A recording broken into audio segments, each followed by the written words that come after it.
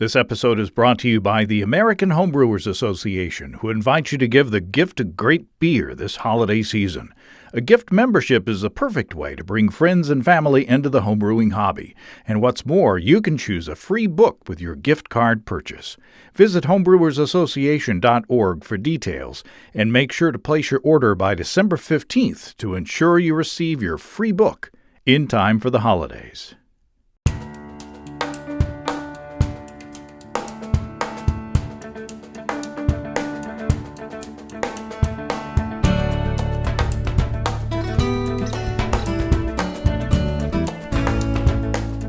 Welcome to Basic Brewing Video. I'm James Spencer. And I'm Steve Wilkes. We're going to talk about something we don't usually talk about anymore since we started using Imperial Organic Yeast.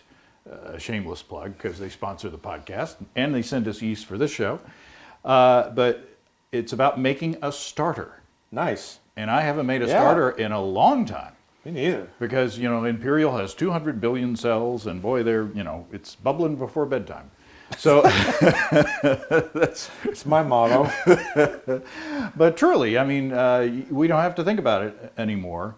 But I found an 8-month-old packet of Imperial L09 Que Bueno in the refrigerator. Nice. Now, the recommended shelf life for Imperial yeast is 4 months. Mm-hmm. So it's twice as old as the shelf life. But, as we've talked about on this show, you can use a yeast starter to bring older yeast back to life, so to speak, or to revive it. So here's what I did to make the starter.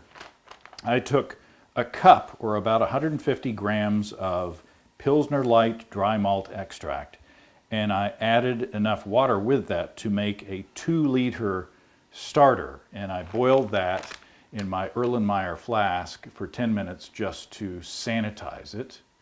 And I chilled it down in an ice bath, and I added the packet of the Que Bueno, the old packet of Que Bueno, and put it on my stir plate. Now, I usually say my stir plate is dusty because I don't use it anymore. It's true. But I put it on a stir plate, and the next day I saw activity, and it was done within 2 or 3 days. Nice. So what I did was I took that yeast and I put it in the refrigerator, and it settled, flocculated out, and left the clear beer on top of it because it's beer now. And then before I pitched the yeast, I actually just poured most of that off, swirled it up in the flask, and then pitched it into the beer. Nice. So that's the quick and easy way to make a starter. Yeah. And the yeast kicked up. Even though it was 8 months old, it went through that 2-liter starter. Well, I've got a couple of testimonies about that myself. Oh. So, 2 different times when I gave a pack of, remember Precious?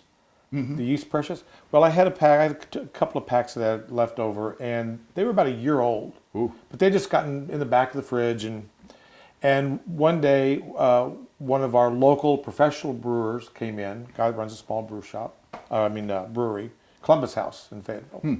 Anyway, Jason came in and he was buying some stuff, and I said, hey, why don't you see if this thing good? And he was like, great, let's do it. He called me back or came back in a couple, 3 weeks later. He said it worked perfectly. Huh. Like he had no trouble getting it to take off, and they brewed a beer that they sold with it. So he made a starter with it? Made a starter. Revived it? Yep. I don't know exactly what he did. I don't have that much detail, but just the fact that he could take literally a year old. Right. Been sitting in the fridge for a year. Yeah. And he said it worked perfectly. And then second verse, same song, a different customer, I just gave him a pack of bubbles that was, again, almost a year old. Which is the cider yeast. Cider yeast. And I said, I don't know if this is viable or not. You can try it. I don't care. I'm going to throw it away, or you can try it. And he said, yeah, I'll try it. And he went and made a cider, maybe a mead, I can't remember. But he made not a beer with it. And he came back in again a month later, and he said it worked great. There you go. And so that's I don't have anything more to add to that except, don't necessarily throw the baby out with the bath. Right. If it's been well cared for. Now, if it's been sitting in your hot car. Yeah, if the packet is like this big. Yeah, and inflated. Yeah, forget it. I wouldn't worry about that. Anyway, okay. Or you might try to make a starter with that and taste the starter, see if it's good. Yeah. Take care of your yeast, but if it gets a little old and you're a little little iffy about it, make a starter, Make see a what starter. happens. Okay. Okay, now we go from making the starter to making the beer. This is what I'm calling a lager with quotation marks because I didn't really, I'll get into it. But remember when I made that Rosemary IPA a while back? That was a baby. I mean, it's Rosemary's baby. That's right. But we like that a Yeah. lot. We've got this rosemary bush out in the garden. So I wanted to make another sort of wintry kind of sprucey I was thinking that I could get some like spruce character out of this rosemary.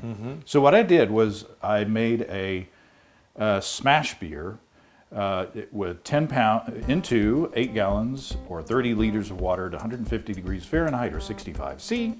I put 10 pounds or 4.5 kilograms of 10 Lovibond Munich, and that's it. I mashed at 150 degrees Fahrenheit or 65 C for 90 minutes, collected my wort for a 60-minute boil. At the beginning of that 60-minute boil, I put 2 ounces or 56 grams of Czech Sats at 3.2% alpha acid, boiled for 60 minutes. At the end of that 60 minutes, I turned off the heat and I weighed 36 grams of rosemary branches, just a fistful, and put that in there for a 15-minute wort stand after the boil. Nice. And then chilled that down and pitched in the starter from the LO9 Cape Bueno. So it fermented. I put it in the basement at, I thought, 59 degrees Fahrenheit, because I've got this old thermometer down there. So I thought, oh, that's a little high for lagering temperature, but I can do this as a lager. And I thought, well, let me check the temperature with this other thermometer. It was actually like 67 degrees Fahrenheit or 19 C. So it was warmer than I thought. Warm. But the yeast kicked up. It fermented very well, and it went from 1054 to 1011. So we have a beer that is 5.6% alcohol by volume. Nice. So is there anything else that I missed in there? It's a long No, I don't talking. think so. We lost most of the foam on the beer, but cheers. It's a beautiful, It's a lovely beer. beautiful looking beer. Oh, it smells great. And it's not crystal clear, but it's getting clearer as it sits in the keg. It's been in the keg for, I don't know, it's 2 weeks, about 2 weeks. Well, well, it smells really good, really clean, and malty and herbal. There's a There's an herbal essence. That's right. You can use it as a shampoo. No, it's body by tap or body on tap.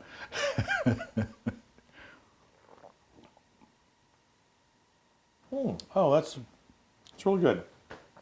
Do you taste the rosemary? I'm going to say yes. With a caveat that I know that there's rosemary in it. Mm-hmm. If you had just poured this to me, I'm not sure that I would be able to say, oh, that's rosemary. But it does have there is a flavor that I wouldn't have been able to peg. I would have been like trying to figure out which exotic hop you had used instead of Sats and rosemary. I'm like, well, that must be, I don't know. Yeah, I was looking for a spruce character. I'm not. When the beer warms up, I get more of a spruce character. My wife Susan says this is one of her favorite beers that I've ever made. And I was like, it's good, but that kind of came out of left field. But I kind of agree with her. I mean, you always make good beer. I mean, you haven't made a bad beer in a long time. But that's really, really drinkable, and it's really refreshing. It's light. I like it that there's no glop in it at all. It's not thick and heavy, which I just like. And then that rosemary. Again, I'm not sure I could have said to you, well, that's rosemary, but it's a nice compliment, and I can tell it's in there. The bittering level is perfect, in my opinion. You're making me cry. It's a good beer. Me. It's fall. My nose runs. We'll do it live. I think it's super clean. Yeah, though. There's no fruitiness from the yeast. I think that No. even though the Que Bueno was fermenting a little warmer than lager temperatures, it's super clean. It's not fruity at all in that way. But I love the malt character of that 10 Lovibond Munich. It's you wouldn't necessarily think of doing a beer with 100% 10 Lovibond Munich. I don't think. Sure. But it's usually mostly in balance with other base malts. But super clean, super malty. It's not too sweet, but there is enough of a malt sweetness there. The level of hoppiness is just right, and there is just that little something extra in there. Yep. You said herbal. I think that's a good description of it. You know, it's not rosemary. You think of something savory. It doesn't taste savory, but there is something a little fresh. It's very fresh. And and even though you used a fistful of branches, which Clint Eastwood was in, it's not soapy. And rosemary goes to soap. Like lavender goes to grandma's bathroom. Rosemary goes to soap, in my opinion. But this didn't. You didn't get carried away. Yeah. And it's a really nice beer and a great way to use some herbs out of your garden. Yeah. It just is a little something extra. There you go. All right. All right. Beautiful beer. Try it yourself. Experiment with stuff from the garden, and I'm sure that if I had dry herbed with this, in the fermenter, I'm sure that it would have gotten a little more of that character in there, maybe. But I think it's a good balance. I think it's really good. All right, that's it.